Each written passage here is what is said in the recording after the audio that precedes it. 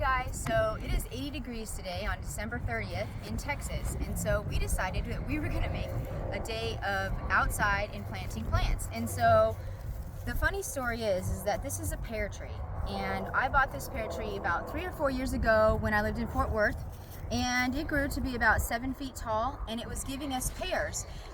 They weren't very good. We never ate any of them. We threw them away. And then last spring in 2024, the early beginning of this year, we had so many storms, hail, windstorms in Texas, and this poor little guy kept falling over. And David would pick him up and he'd fall over. All the fruit fell off, the leaves fell off, and we kept watering him, trying to nurture him and keep him alive. And then at the end of summer, I'd say in probably July or August, he got a disease, and every leaf that was left turned black and he died.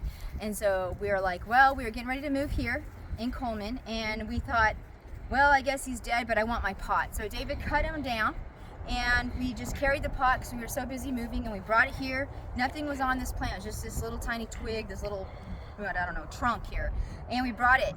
About a month ago, David comes out and he's like, your pear tree is regrowing. And I was like, what?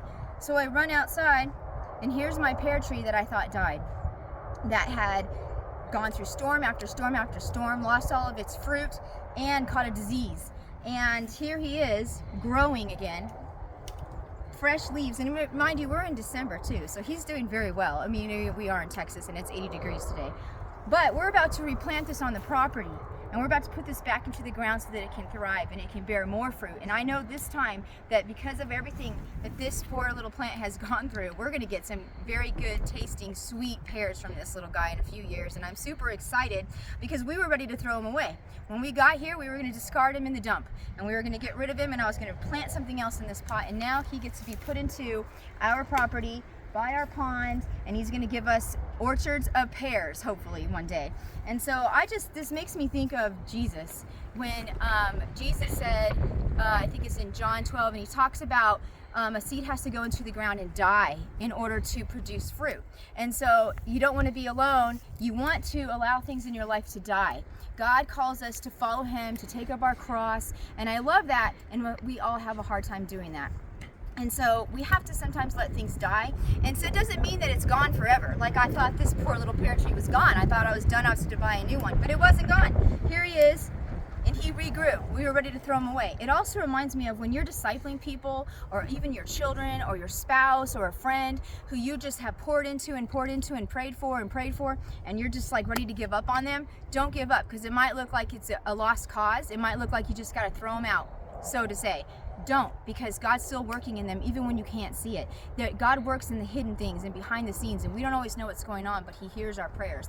And then just remember too that when you're going through trials and you're going through storms, and James 1 talks about going through trials and storms, that it produces our faith because it's testing our faith, and we're going to get through it. This little tree got through it, and here he is thriving again, and one day we're going to be eating his fruit in a fruit salad. So just know that it is perseverance that God is doing and creating and maturing in you as you go through trials and you go through tribulation.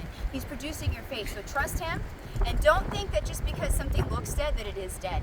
Because God, if you're in Jesus, you have life eternal, and he is in you eternally, living through you and in you, and he is doing a work even if you can't tell it. So I just bless you and all that God is doing, and I just pray that you get through your storms quickly, and that on the other end of that storm you're going to be an even greater person, and you're going to admit, and you're going to just glorify God in all that you do, and just bless you. Amen.